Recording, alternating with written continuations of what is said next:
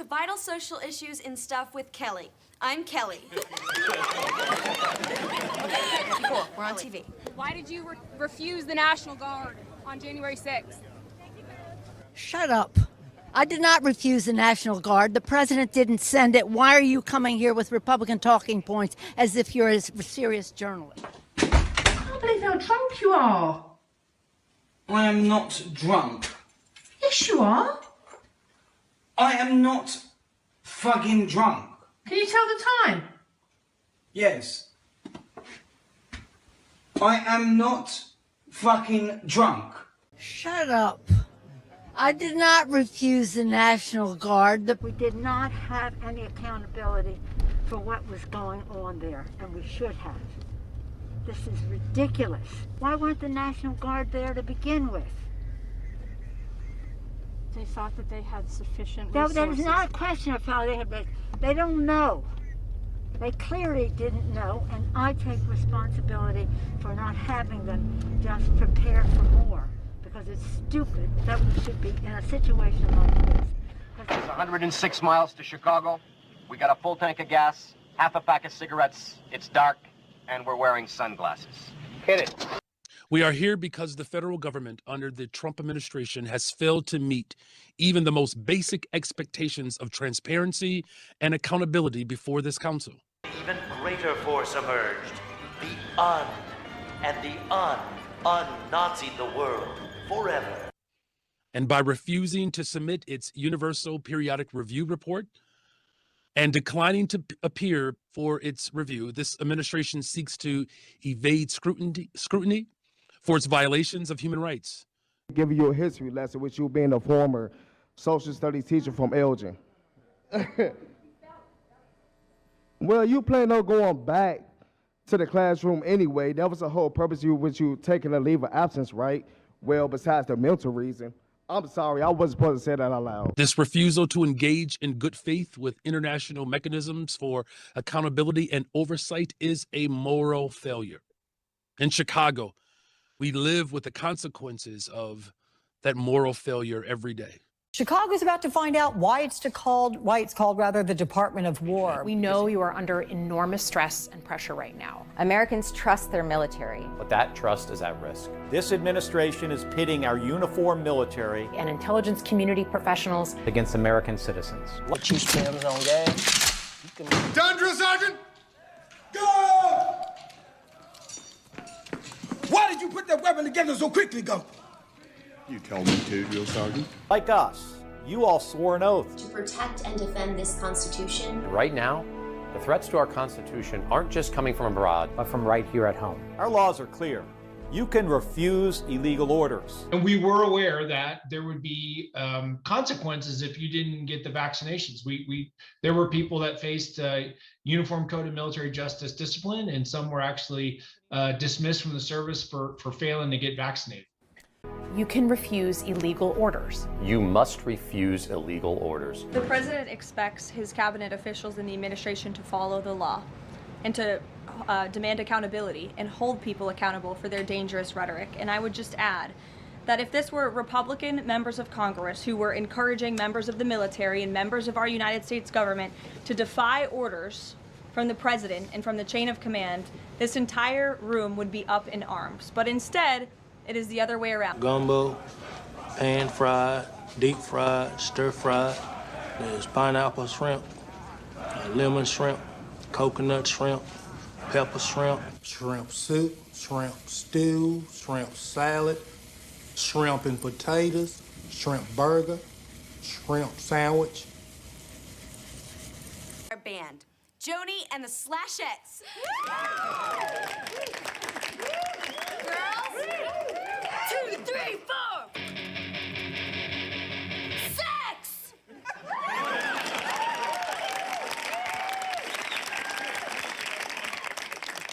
Well, I'm Jelly.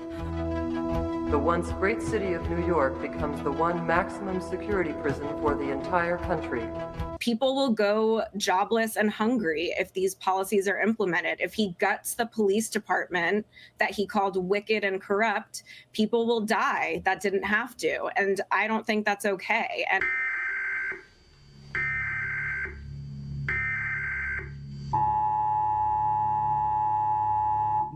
is not a test. He will now be the mayor of this very well-known city in the United States of America.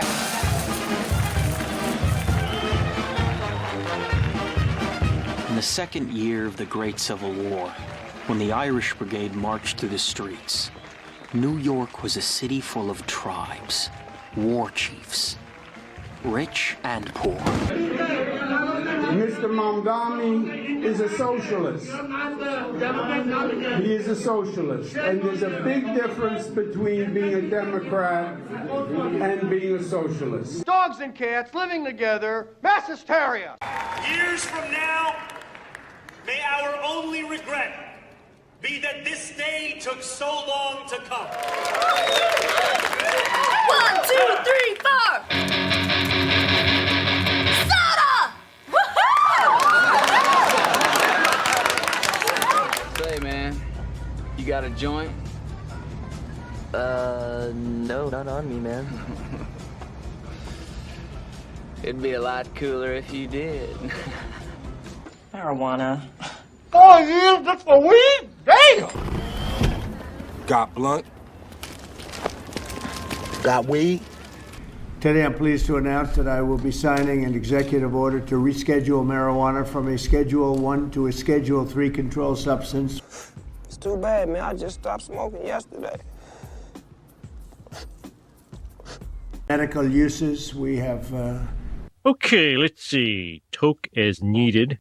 Caution, objects may appear more edible than they actually are. People that are in great pain.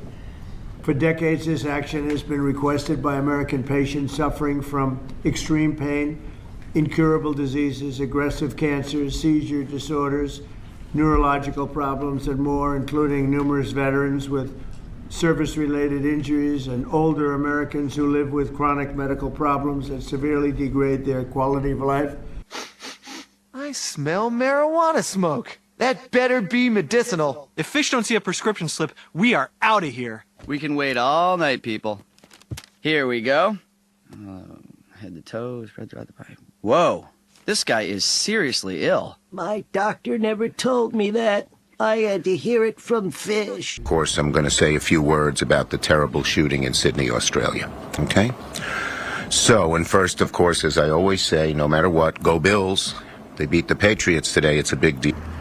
Shit, are you retarded? Social Security card is used from one end of America to the other as an identification card right now. Who are we kidding? If you want to pass a law and says it shouldn't be, I would ask the chairman and the distinguished minority member of the Social Security committee to pass that law. You don't call retarded people retards. It's bad taste. You call your friends retards when they're acting retarded. You are retarded. Yes. And now... Physical or mental? Countries should be more fearful of white men across our country because they are actually causing most of the deaths within this country. Somalians ripped off that state for billions of dollars. Billions. Every year. Billions of dollars. A massive fraud scheme uncovered in Minnesota found money intended for social services has been allegedly siphoned indirectly into the pockets of the Somali terrorist group al-Shabaab.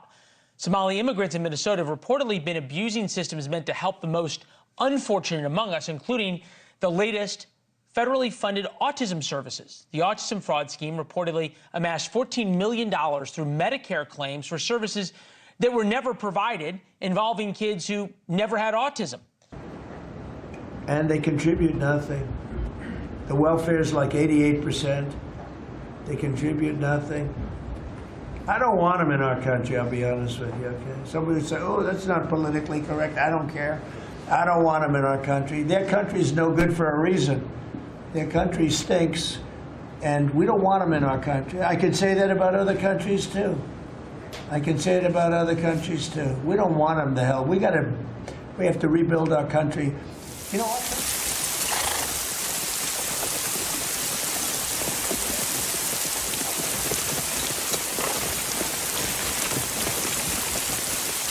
Jay, it's pretty clear there is concern that these two guys have used their positions and their public statements to try to obstruct the execution of federal laws. Now, whether that rises to a crime, I don't know. Give me an example? Yeah, An where's example? that clarity? Yeah. Well, I mean, I think they've both made numerous public statements that have made it perfectly clear that they do not want federal laws to be enforced in Such Minnesota, as? and that they flatly said they don't want ICE there enforcing federal immigration laws. They That's both what said they're that. entitled, but They they're have entitled. literally That's both not- said, that's not what they ICE, said. leave Minnesota. And I have a message for ICE. To ICE, get the fuck out of Minneapolis. In fact, Tim Walz said we're on the third day of Gettysburg at one point. He did not say that either. Okay, sorry, but he didn't say that.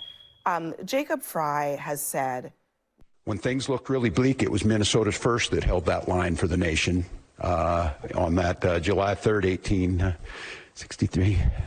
And I think now we may be in that moment. Y'all mind stepping aside? You know what I think? No, sir, I don't.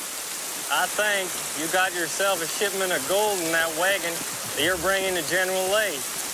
During the 4 p.m. Eastern hour, a reporter was on the ground in Minneapolis, and he was explaining what he has seen with his own eyes, that during the day, yes, peaceful protesters exercising their First Amendment right.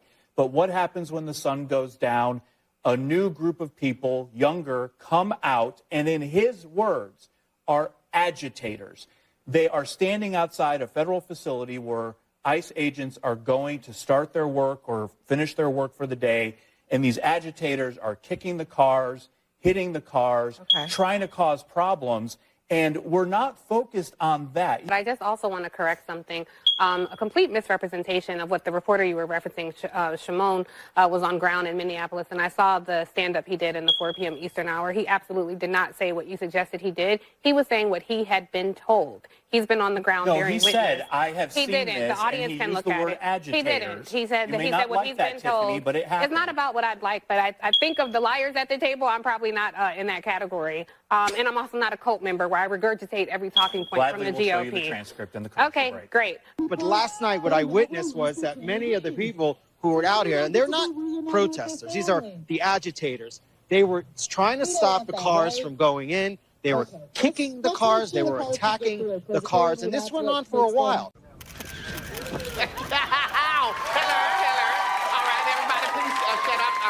I'm Donald Trump's new communication director because all the rest of them sorry asses got fired, and they only left with me. I'll be taking one question for each of you, not two, one at a time. Thank you so much. Yes. Earlier, you were just defending ICE agents generally, and earlier on, Secretary Nolan spoke to the media, and she said, among other things, that they are doing everything correctly. 32 people died in ICE custody last year. 170 U.S. citizens were detained by ICE. And Renee Good was shot in the head and killed by an ICE agent. How does that equate to them doing everything correctly? Why was Renee Good unfortunately and tragically killed? Are you asking me my opinion? Because an ICE agent acted recklessly and killed her unjustifiably. Oh, okay. So you're a biased reporter with a left-wing opinion. What do you want me to do? Yeah, because you're a left-wing hack. You're not a reporter. You're posing in this room as a journalist, and it's so clear by the premise of your question. And you and the people in the media who have such biases but fake like you're a journalist, you shouldn't even be sitting in that seat.